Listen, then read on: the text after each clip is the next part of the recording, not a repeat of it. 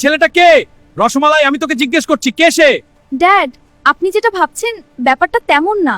আমি আসলে চৌধুরী সাহেব, আমি রসমালাইকে ভালোবাসি। আমি কথা দিচ্ছি কখনো ওকে কষ্ট দেব না। ভালোবাসা? তোর মতো ফকিন্নির মুখে এই কথা মানায়? শোন ফকিরের বাচ্চা, আজকের পর যদি তোকে আমার মেয়ের আশেপাশেও দেখি তাহলে কিন্তু তোর ভালো হবে না। আমি যে কি করব আমি নিজেও বুঝতে পারছি না।